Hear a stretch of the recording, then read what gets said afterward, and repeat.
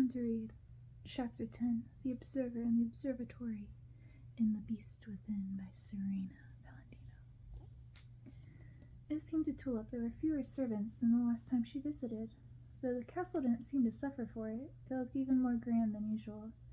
Having been decorated for the solstice, her favorite court companion, Flans, a beautiful black, orange, and white cat, was in attendance to keep her company. "Hello, beautiful Flans," she said to her little friend, and she leaned over to pat her on the head. "So you've named her. What a strange name. What does it mean?" Tulip looked up to see the prince standing over her. "Oh, I didn't know that you were here. I thought you came up with it. I was sure it was you who told me her name," the princess responded. "It wasn't me. I don't even like the beast," he said, giving Flans a dirty look as she gave him her customary side glance and adjusted her paws. "Someone else must have told me then," said the princess. "Indeed, that is clear. Someone else would have told you. I could puzzle that out on my own. And like the featherhead you are apt to be, you've completely forgotten who told you. But clearly, someone else told you." "Yes," said Tulip in the tiniest of voices, trying desperately not to let her lip quiver as he went on. "Never mind. I see you've not changed for dinner yet.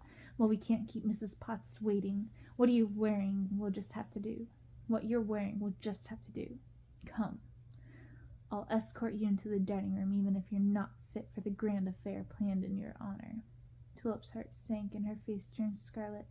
She had, in fact, changed for dinner and made herself up considerably well. At least, she thought so.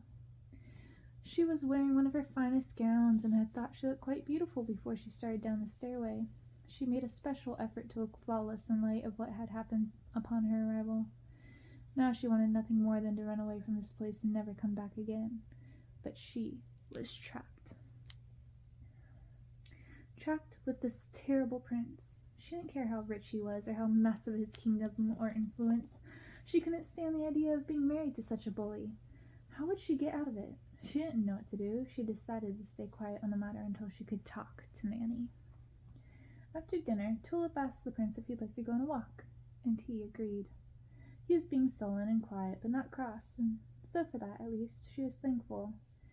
They walked around the lake, which was frozen this time of year, but still breathtakingly beautiful. "Could you show me the observatory, sweetheart? The sky is very clear, and I should like to see the view you've spoken of so frequently." "If you'd like." They walked the long stone spiral staircase until they reached the top floor of the observatory. Even without the telescope, the view was spellbinding.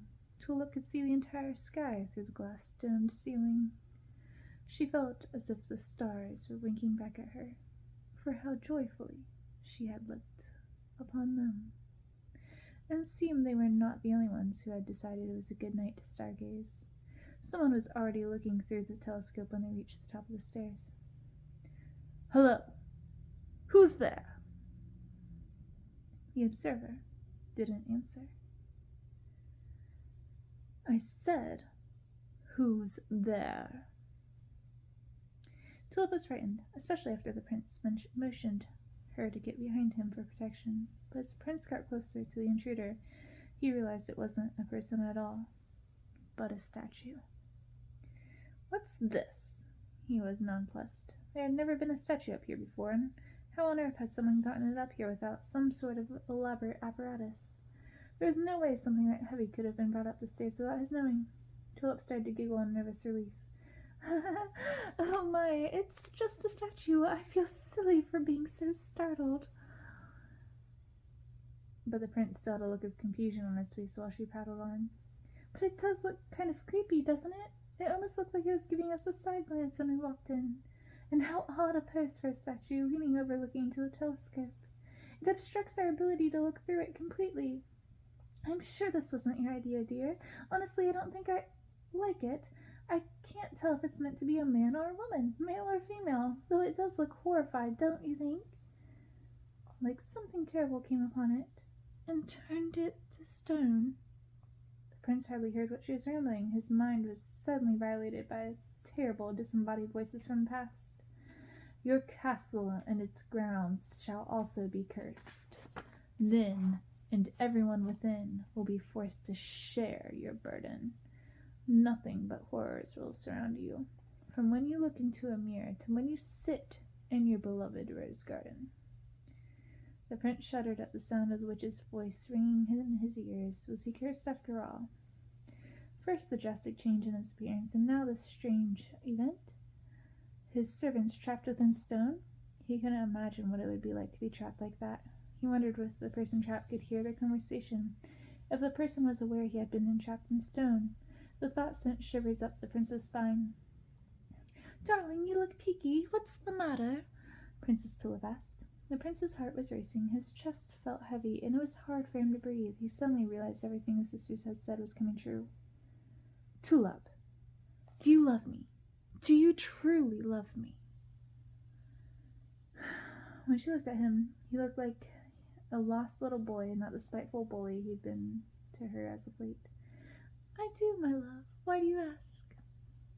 He grabbed her by the hand and held it tightly. "But would you love me if I were somehow disfigured?" "What a question! Of course I would." Her heart was again softening to the prince. Not since the night they had met and he had asked her to marry him had he been so kind. "You know that I love you, my darling. I love you more than anything," he said desperately as tears welled up in her eyes at his sweet words. "I do now, my love. I do now." Princess Tulip was happier than she had dared hope on Solstice Eve. She hadn't imagined such a turn of character in Prince, but since that night in the observatory he had been nothing but sweet to her. "Oh, Nanny! Oh, I love him so!" she whispered while sipping her spiced wine. "How quickly you pivot from one emotion to another, my dear," said Nanny. "But, Nanny, his disposition has fluctuated greatly from one moment to the next, but I do feel he's finally himself again." Nanny did not look convinced. "We shall see, my dear." The prince did look glad, Nanny had to admit, and he seemed to be falling all over himself to make Tulip happy. It was almost comical, actually, quite like a mockery of love, but her Tulip was happy, so she didn't press the matter, or cast an evil eye in his direction. She did notice, however, Flans, who was perched on Tulip's lap, looking at the prince with his hateful eyes. Nanny had to wonder why that cat disliked him so. Perhaps she, too, saw through this ruse. The prince was very pleased with the Solstice Eve gathering. He was a bit exhausted by his attentions to Tulip, but he had decided there was no better way of breaking the curse than marrying Princess Morningstar. It was clear she loved him a great deal, so he was halfway there. All he had to do now was make the sisters believe he loved her too. Of course, there were indeed things about her that he loved. He loved her beauty, her coyness, and her keeping her opinions to herself. There was nothing he hated more than a girl with too many opinions of her own. He liked that she showed no interest in books and that she didn't prattle on about her pastimes. In fact, he had no idea how she spent her time when she wasn't in his company, and it was as if she didn't exist when she wasn't with him. He imagined her sitting in a little chair in her father's castle, waiting for him to send for her. He loved how she never gave him a cross look or scorned him even when he was in the foulest of moods, and how easy she was to manage. Surely that counted for something. Surely that was a form of love, was it not? And he figured the sweeter he was to her, the more quickly he would reverse the curse. So that was the aim of this visit, to show the sisters how much he loved Princess Tulip Morningstar. But how would he get their attention? Oh yes, they had said the prince and his beloved had to seal their love with a kiss. Well, that would be easy enough. He would just have to spirit her away to a romantic setting, and bam! A kiss she would never forget. He arranged the entire evening with Lumiere, who was best at planning such romantic things. "Romantic interludes," he called them. "Oh yes, Prince, she would melt in your arms in utter delight when she sees what we have in store for her. Mark my words." "Wonderful, Lumiere. And Mrs. Potts, she sorted a hamper for the picnic, has she?" "Everything is taken care of, even the nanny. We invited her to a tea party downstairs, so she will be very well occupied, and you lovebirds will be able to fly free, without worry of her watchful gaze." The prince laughed. Lumiere was always so poetic when he spoke of love, so devoted to the notion of it.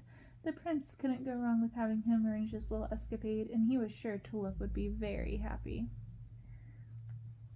Chapter 11. Morning Tea. The following day in the morning room, Tulip was working at some needlepoint while idly petting Flans as the cat pawed at some spools of thread that fell into her red velvet cushion. Nanny was talking presumably to Tulip about Mrs. Potts' cobbler and wondering how hard it would be to wrangle the recipe out of her when Lumiere entered the room. "Excuse me, lovely ladies, but my dear Tulip, could you possibly spare your Nanny for a few moments? Mrs. Potts had arranged a little tea for your Nanny downstairs. I think she is eager for your company, Nanny." Nanny looked at Lumiere with a sly grin. "And yes, Nanny, to be sure, she has baked a peach cobbler for the tea. She knows how fond you are of the cobblers." Nanny smiled.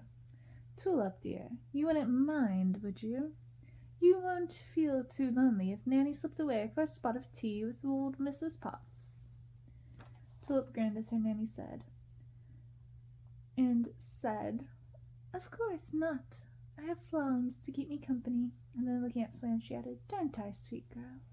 Flans just looked at Tulip with her large black-rimmed golden eyes tinted with tiny flakes of green and blinked them slowly at her as if to say yes. "See, I will be fine. Go have your tea." And off Nanny went. Tulip didn't know what she would do without Nanny, but she knew once she was married she couldn't justify having her in the household. She would, of course, have a lady servant, someone to do her hair, to help her dress, to arrange her jewels, but it wouldn't be the same. She couldn't imagine sharing her feelings with anyone but Nanny. Perhaps since she and Mrs. Potts had become so friendly, it wouldn't seem strange to keep Nanny on. She would have to talk to her mother about that when she returned from her trip. But what if her mother was unable to spare Nanny, or thought it was somehow inappropriate for Tulip to bring her along? It was just too dreadful to think of now. The prince peeked into the room, taking Tulip's mind off her future household concerns. She knew he didn't like Flans sitting on his fine cushions, but she couldn't help indulging the creature, and he didn't seem to notice. "Hello, my love. I have a little surprise for you. Do you think I can steal you away while we don't have Nanny to worry about? She's always snooping around and wondering where you are." Tulip's face transformed into something shining and bright. She couldn't remember ever being so happy, not even when her father gave her Cupcake, her favorite horse. Oh, Cupcake. She couldn't wait to see her again. She wondered if Prince would object to Cupcake's coming to live here once they were married. So many things to think about. "Darling." His voice brought Tulip out of her deep thoughts. "Oh, yes, dear, I'm sorry. I was just thinking about how much I love you and how sweet you are for asking Mrs. Potts to invite Nanny for tea so we could have some time alone together." The prince smiled. His feather head had puzzled out his ruse. What a surprise. "So you worked out my clever scheme. Aren't you a cunning girl?" he said. "Come now, I have something I would like to show you." "What is it?" Tulip squealed like an excited little girl. "You will just have to wait and see, my love. But first, you will have to put this on." He handed her a long white piece of silk. She looked at him queerly. "It's a surprise, my love. Trust me." He helped her tie the blindfold and led her to what she was sure was the courtyard. He let go of her hand and gently kissed her on the cheek. "Count to 50, my dear, and then take off the blindfold." He could see she was frightened. "My dear, you're trembling. There's nothing to fear. I will be waiting for you at the end of your journey." "My journey?"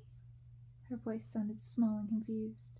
"It won't be a long journey, my princess, and the way will be quite clear. Now, count to 50. She could hear his footfalls moving farther and farther away as she counted in her mind. It was silly to be so frightened, but she hated nothing more than the dark. Nanny had tried everything, but Tulip's relentless fear of darkness never diminished. She tried not to count too quickly so she wouldn't ruin the prince's surprise, but found herself becoming too fearful of the confining darkness. 48? 49? 50? She ripped the silk sash from her eyes. It took a moment for them to adjust before she saw the path lay before her.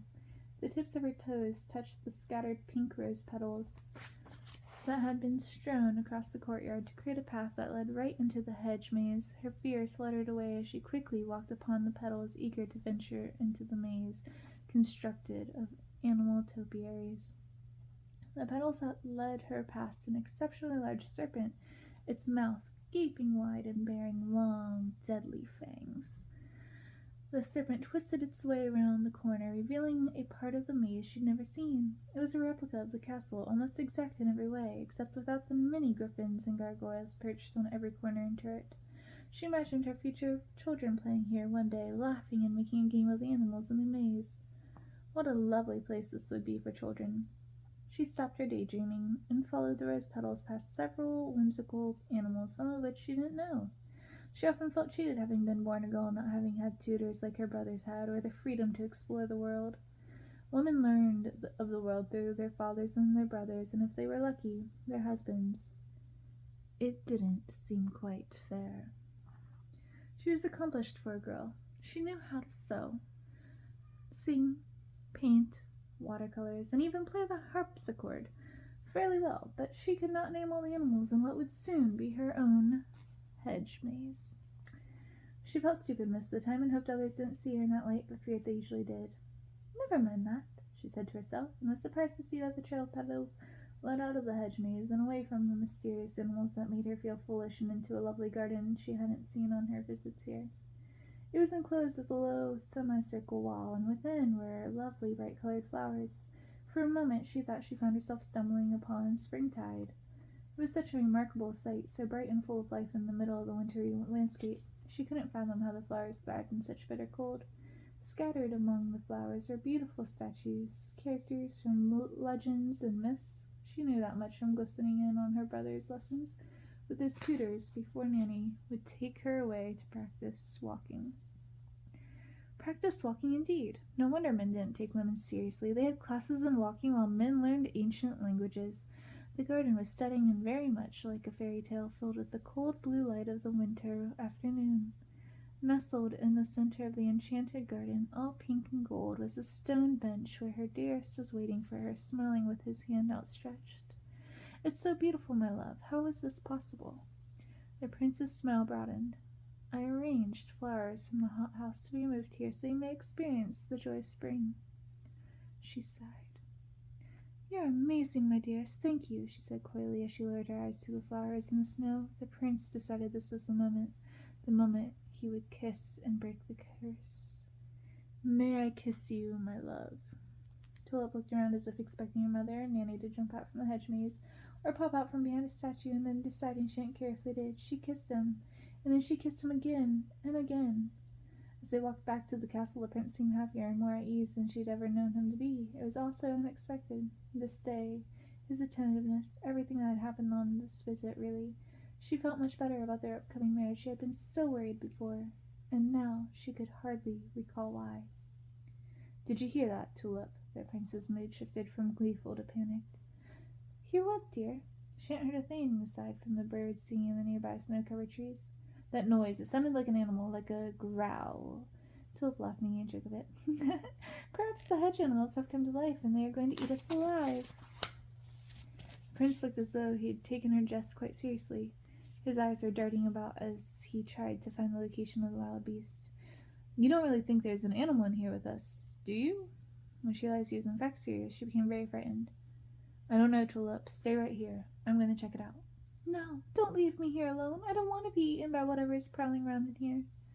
The prince was becoming very impatient. "You won't if you stay here like I've told you. Now be quiet and please do let go of my hand."